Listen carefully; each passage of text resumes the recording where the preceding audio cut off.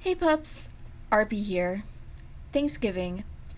A time to be thankful and grateful for the things we're blessed with. But there are times where our greed can get to us. There's a reason why greed is one of the 7 deadly sins. Heck, it was pointed out in the Binding of Isaac. Our greed can be a bit of a savior, but more often than not, it can also be our downfall. If you read the title, this isn't about the Binding of Isaac. As I mentioned earlier, that was just a reference, I guess. But this episode of Pup Reviews continues to review VeggieTales as we go on with Madame Blueberry, released in October of 1999. Or was it 98? I can't remember. Just in time for Thanksgiving and the holidays. As the show introduced a few new characters into the mix and gave off a good lesson in being thankful, even when it's hard. Trust me, I know from experience.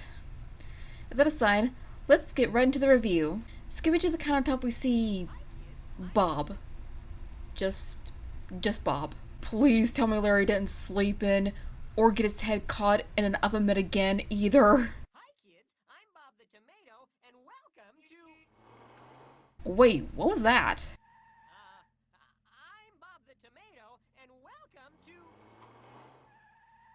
There it is again! Larry, what are you doing? Come over here. Wait, Larry? The heck's he doing?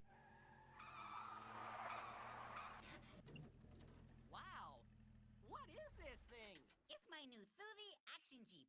I've been wanting it just forever, and now it's finally mine. Oh, okay, I get it now. Larry explains he got a new car, or toy car in this case, called the Suvi Action Jeep. Though he says he's almost happy and wants more Suvi action products like the hang glider, the trailer, dirt bike, and probably more to add on to the list. I mean, hey, it's hard to be thankful and happy when there's so many things you want. Larry, how much stuff do you need to be happy? I don't know. How much stuff is there? And that, Larry, is a good question. And to answer that, a lot. Once again, I know from experience. A lot of my friends have nice and cool things like cool consoles like the Switch, gaming laptops, amazing equipment for YouTube videos, and here I am on a freaking budget, barely getting by.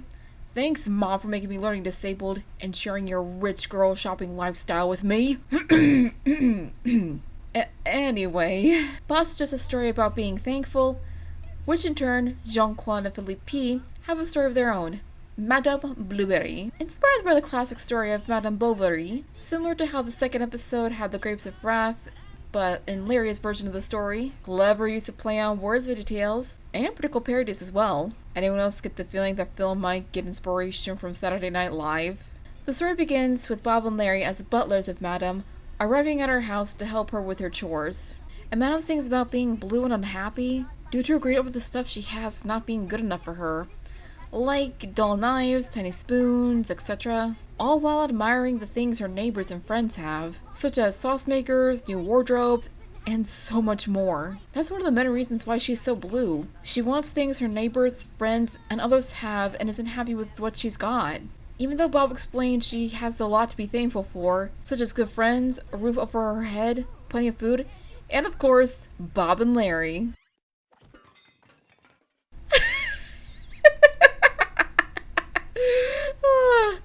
Oh man, Larry. I shouldn't be laughing, but poor Larry. Well, Madam, what do you think? Comedy gold, am I right? Dang, not even a chuckle. Tough crowd. Tell me about it. Though, after all the fruitless efforts, Bob, Larry, and Madam all notice the newly built Stuff Mart store outside the window. Surprisingly enough, the store isn't too far from Madam's house. They then get a visit from the 3 scallions as the Stuff Mart salesman. And little fun fact, the line, "Allow us to introduce ourselves," was a very, very, very big meme among veggie fans and meme fans alike. Pretty much anyone all over the internet has heard of the "allow us to introduce ourselves" meme. Back to the episode. The salesmen introduce themselves, rudely letting themselves in, and insulting Madam's home decor. They invite her to go to the Stuff Mart via catalog browsing and a Stuff Mart wrap. Yeah, it's gonna take more than that to get me into shopping at the Stuff Mart. That being said, Madam is indecisive at the moment, wondering what she should do. as Bob tries to persuade her into not giving in to her greed, but the salesman already reeled her in, hook, line, and sinker. With that, they all head out off into the Stuff Mart.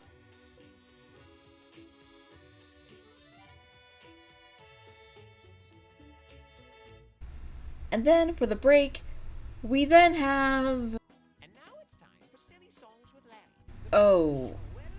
Oh boy, this is where I had to address another elephant within Big Idea. No, it's not like the bunny song from Rack Shack and Benny. I can promise you guys that. It's a different elephant, if I might say. More like a woolly mammoth, in my opinion. Let me explain. As mentioned in the previous review of Josh and the Big Wall, the ending to the last Silly Song urged Archie to talk to Bob about the failure of the last song, to which canceled Silly Songs with Larry to replace with other songs made by other veggies, and created the popular song, His Cheeseburger, sung by Mr. Lunt.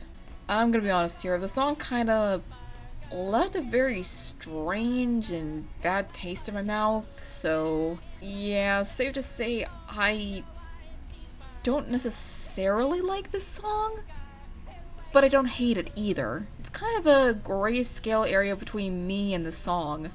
A long story short, the next video of the end of silliness got Larry into his depression after the cancellation of Silly Songs with Larry.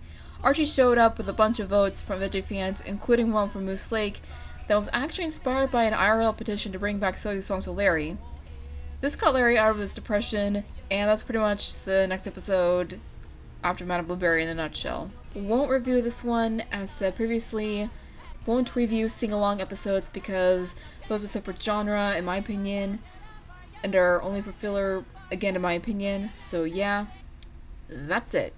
That's the only kind of review you're gonna get out of me, is like a nutshell review in a different, weird way. Anyways, moving on. Back to the episode at hand. As they all head towards... Ouch. Oh jeez. Larry, stop being funny. This is supposed to be a serious story. Aw, man. Anyways, Madame spots a family of onions, whom you can all guess are the following people: Phil and Lisa Fisher as themselves, if they were vegetables, and their daughter inspired by their daughter Shelby Fisher, who first voiced the character Annie in The Toy That Saved Christmas in 1996. I believe it was. But in this episode, she's voiced by Mike's daughter, Allie, and while the family is about as poor as dirt, little Annie is grateful and thankful for everything she has. Aww, Allie! Fun fact, Mike and his wife, when baby Allie is on the screen, as in a kind of intro to the what we do, why we do type of thing from an old company picnic from a long while back, which was an intro to the what we do, why we do thing to Big Idea, they go, "Aw, Allie," which was then passed on to their youngest son, I believe, if I'm correct in saying so. And it's pretty cute, I'm not gonna lie. After a sweet moment, it's time to shop and...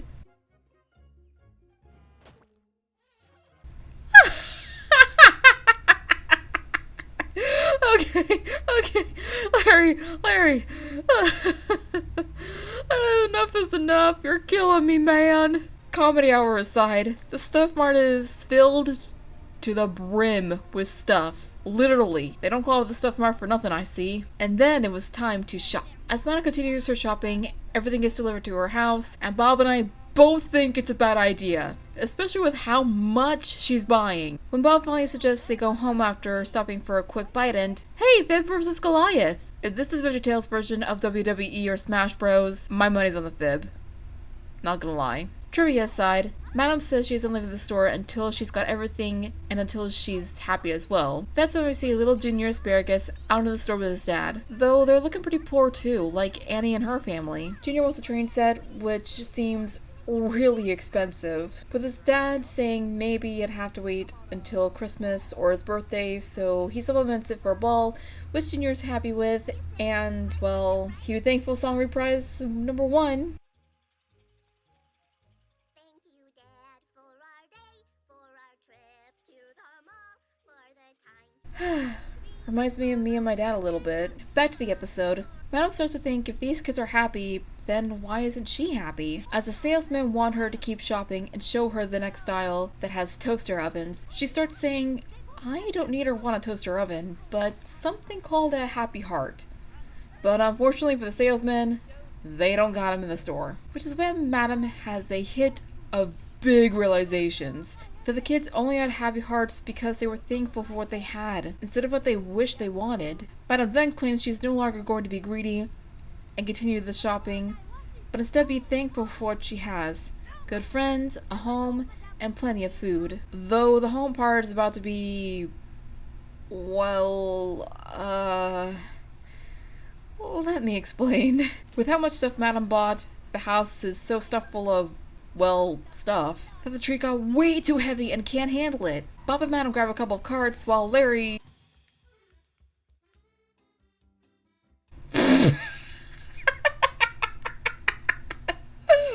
Oh my gosh! Larry! That aside, Bob and Madam race to the house while Larry tries to catch up. Poor Larry.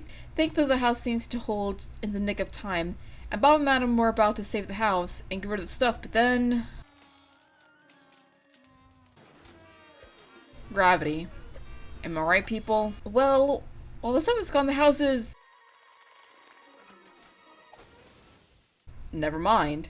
Later that evening, Madam, Bob, Larry, and his family, and Junior and his dad all have a nice dinner together. Most likely after wanting to help remake Madam's new home, not so much a treehouse, but something more suitable for living, I imagine. Or they just wanted to invite her to a nice dinner or something, I don't know. Let me know what you guys think what happened in the comments below. Madam, now having a happy heart, like Annie and Junior, is no longer a greedy blueberry. And now, cue Thankful Song reprise number 2!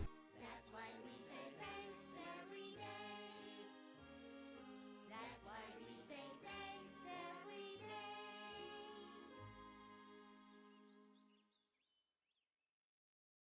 day. Beautiful. Wonder what Bob and Larry thought of this story.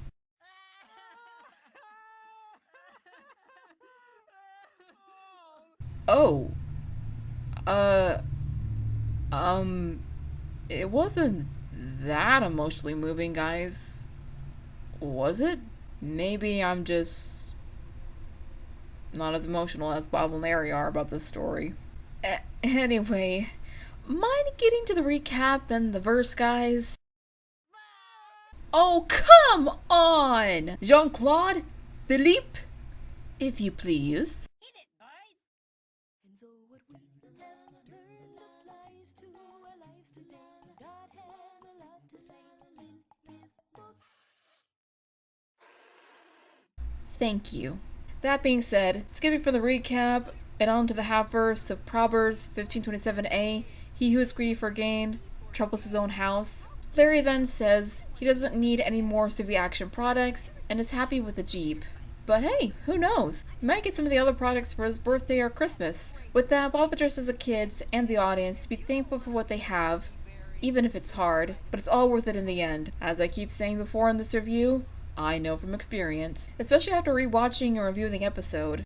Well, we're out of time for today. Remember, God made you special, and he loves you very much. Bye! Now then, what did I think of this episode? Well, what can I say other than I am thankful for this thankfulness episode. This is one of those episodes I like to go back on, especially when times are tough and I want to buy everything, and it's an episode and lesson I usually keep in the back of my head. I mean, think about it and watch the episode. And, well, picture this. If you're like me and on a very tight budget, with only having to spend money on important things like groceries, bills, and other expenses, like house repairs, and so much more, then you see someone buy the Switch, new iPhone, a new car, or something else you wish you had and want to buy. But then there are those who have less and wish they want the same things you wish for. But not just that, also wishing for things you have as well. Money to buy groceries, a roof over their head, and so much more too. Luckily, there's some organizations that help those who are like Annie's and Junior's families in that episode. That aside, some folk have to be thankful for what they have, instead of letting the greed get in the way of said thankfulness. Me being an example of such. Still learning to this day, actually. The silly song, however, was meh at best in my opinion. Again, I don't like this song, but I don't hate it either. I'm sorry guys, but I'm just one of those people who can't get hooked onto the song. Originally the song was supposed to be about Larry falling in love with the drive-thru girl, but then Mike said it wasn't Larry, so then they put Mr. Lunt in Larry's place, then thought it was creepy. Then they put in the place of a cheeseburger and Jerry Gord, and Mr. Lunt still sang the song, so that's how the cheeseburger song came to be. Yeah, that might be why I don't really like the song for whatever reason. They explained in the commentary of this episode. Trust me, you'll understand. Somewhat. The music itself was actually pretty good. The animation has somewhat improved, not since Fear from Outer Space though, but there's a lot of improvement with the scenery and backgrounds at best, at the very least in my opinion. The episode itself was amazing and had a nice lesson as always, and was super funny too. That being said, I gladly give it a very thankful 5 gold stars. I hope you guys enjoyed this review. Stay tuned for the next review in December for The Toy That Saved Christmas. And I hope you all have a happy Thanksgiving and be grateful and thankful for what you have, everyone. Don't let the green monster take over! That being said, cue the outro. RP is out.